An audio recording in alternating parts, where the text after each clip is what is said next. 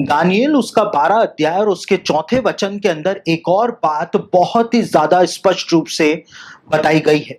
और दानियेल उसका 12 अध्याय उसके चौथे वचन के अंदर इस बात को बताया गया है कि दानियेल को यह आज्ञा स्वर्ग से प्रदान की गई थी कि भविष्यवाणियों के ऊपर मुहर लगा करके उसको अंत के दिनों तक के लिए बंद कर दे। और दानियेल ने अपनी भविष्यवाणियों के ऊपर मुहर लगा दी थी। और प्रकाशित वाक्य का अध्ययन करते समय हमने इस बात को पहले ही जाना था कि भविष्यवाणियों के ऊपर मुहर लगा देने का अर्थ क्या होता है। और प्रकाशित वाक्य के अपने अध्ययन के अंदर हमने इस बात को समझा था कि भविष्यवाणियों पर मुहर लगा देने का अर्थ यह होता है कि किसी बात को इस प्रकार से घुमा फिरा करके लिखा जाए जो प्रत्येक की समझ के बाहर हो। साथ ही भविष्यवाणियों के अंदर जो प्रतीकों का इस्तेमाल किया जा रहा है उन प्रतीकों का अर्थ भविष्यवाणी की पुस्तक के अंदर ना बताया जाए। और इससे भविष्यवाणी के ऊपर मुहर जो है वो लग जाती है, क्योंकि वो भविष्यवाणी किसी की भी समझ में नहीं आती है कि भविष्यवक्ता के द्वारा आखिर क्या बताया जा रहा है। क्योंकि प्रतीकों का अर्थ जब तक पता ना चले तब तक कोई भी भविष्यवाणी को खोल नहीं सकता है। और इसीलिए प्रकाशित वाक्य के अंदर यूहन्ना को यह आज्ञा दी गई थी कि भविष्यवाणी की बातों पर छाप मत लगाना, यानी उस पर मुहर मत लगाना, सील मत लगाना। और यूहन्ना ने प्रकाशित वाक्य की पुस्तक के ऊपर सील नहीं लगाई, उसको मुहर बंद नहीं किया। और इसी कारण यूहन्ना ने जितने भी प्रतीकों का उपयोग प्रकाशित वाक्य की पुस्तक के अंदर किया था उन सारी ही प्रतीकों का अर्थ यूहन्ना ने प्रकाशित वाक्य के अंदर ही बता दिया था। उदाहरण के तौर पर यूहन्ना ने जब 7 तारों का जिक्र किया तो उसने इस बात को बताया कि वो 7 तारे 7 कलीसियाओं के दूत हैं।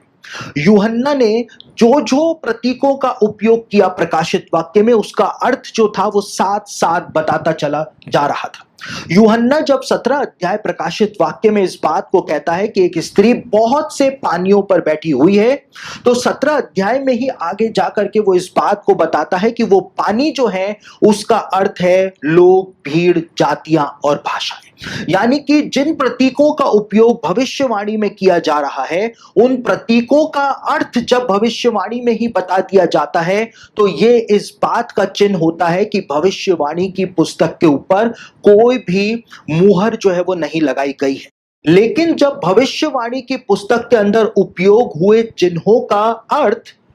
भविष्यवाणी की पुस्तक में ना बताया जाए, वो इस बात का चिन्ह होता है कि भविष्यवाणी के ऊपर एक मुहर जो है वो लगा दी गई हो। और दानियेल भविष्यवक्ता के द्वारा ऐसा ही किया गया था। जितने भी प्रतीकों का उपयोग दानियेल ने किया उनका अर्थ क्या है वो दानियेल के द्वारा भविष्यवाणी की पुस्तक के अंदर नहीं बताया गया था। दूसरी ओर हमको एक और पैटर्न दानियेल भविष्यवक्ता की पुस्तक के अंदर देखने को मिलता है, और वो पैटर्न ये है कि दानियेल भविष्यवक्ता की पुस्तक के अंदर जो कहानियां लिखी गई हैं उन कहानियों के अंदर भी दानियेल भविष्यवक्ता के द्वारा भविष्यवाणियों की परत जो है उनके ऊपर चढ़ाई गई है। उदाहरण के रूप में दानियेल भविष्यवक्ता की पुस्तक उसका 7 अध्याय और उसके 8वें वचन के अंदर इस बात को बताया हुआ है कि उन 10 सींगों में से 3 सींग जो है वो अंत के दिनों के अंदर उखाड़े जाएंगे। और इसी बात को भविष्यवाणी की परत चढ़ा करके दानियेल की पुस्तक उसके 3रे अध्याय के अंदर जो सत्य घटना बताई है, जो कहानी बताई है कि शद्रक, मेशक और अबेदनगो को आग के भट्टे के अंदर जो फेंका गया, और 7वें अध्याय के 8वें वचन के अंदर दानियेल कहता है कि 3 सींग जो है वो उखाड़े गए। दानियेल जो था वो कहानियों के अंदर भविष्यवाणियों को मिला करके एक परत चढ़ा करके हमारे सामने प्रस्तुत कर रहा था। दानियेल ने भविष्यवाणियों को कहानियों के अंदर भी छिपाया है, कहानियों के अंदर उसने कंसील किया है। दूसरी ओर जब दानियेल को सिंहों की मांद के अंदर डाला गया, और एक पूरी कहानी दानियेल ने वहां पे लिखी है कि किस प्रकार से दानियेल को सिंहों की मांद के अंदर डाला गया, लेकिन कोई भी सिंह दानियेल का कुछ भी नहीं बिगाड़ पाया क्योंकि परमेश्वर का डिवाइन प्रोटेक्शन दानियेल के पास था। ये घटना जो दानियेल के जीवन के अंदर घटित हुई थी, जिसको दानियेल की पुस्तक के अंदर दर्ज किया गया है, वास्तव में इस कहानी के अंदर भविष्यवाणियों की एक परत चढ़ी हुई है। दानियेल जो था उसको दानियेल की पुस्तक में ही इज़राइल का प्रतीक बताया गया है और खुद स्वर्गदूत के द्वारा ये बात दानियेल को बोली गई थी कि जितनी भी भविष्यवाणियां दानियेल की पुस्तक में दिखाई जा रही हैं वो सारी भविष्यवाणियां यरूशलेम और यहूदियों से रिलेटेड हैं। सिर्फ उन्हीं के ऊपर ये भविष्यवाणियां जो है वो पूरी होंगी।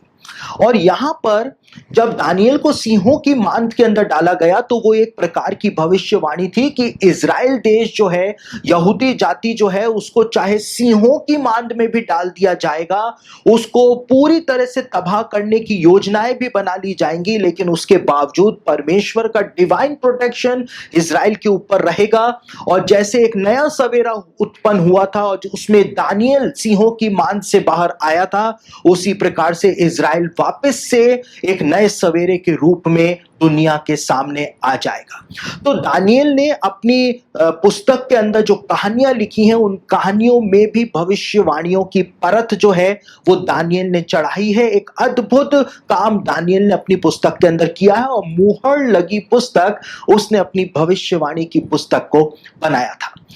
आपको ये बात भी यहां पर समझनी पड़ेगी कि बाइबल के अंदर भविष्यवक्ताओं के जीवन में घटित हुई जो सत्य घटनाएं हुआ करती थी वो भी भविष्य के लिए एक भविष्यवाणी हुआ करती थी। उदाहरण के रूप में योना भविष्यवक्ता के जीवन के अंदर घटित हुई सत्य घटनाएं जो थी वो यीशु मसीह के लिए एक भविष्यवाणी थी। उदाहरण के रूप में योना भविष्यवक्ता को सचमुच में समुद्र के अंदर फेंका गया था और वो 3 रात और 3 दिन जल जंतु के पेट के अंदर रहा था और ये योना भविष्यवक्ता के जीवन में घटित हुई एक सत्य घटना थी।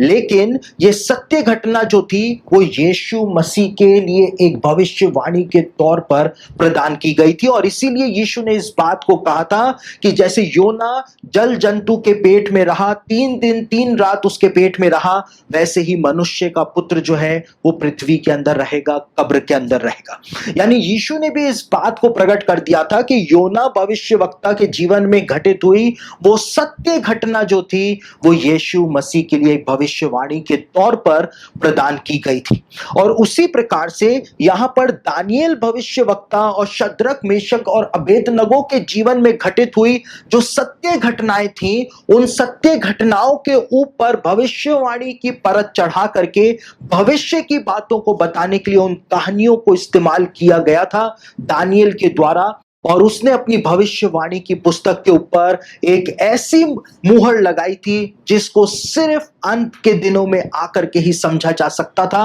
अंत के दिनों में आकर के ही वो मुहर टूट सकती थी। और इसीलिए आज हम उस बात को समझना शुरू हो चुके हैं कि दानियेल ने किस प्रकार की मुहर अपनी पुस्तक के ऊपर लगाई थी।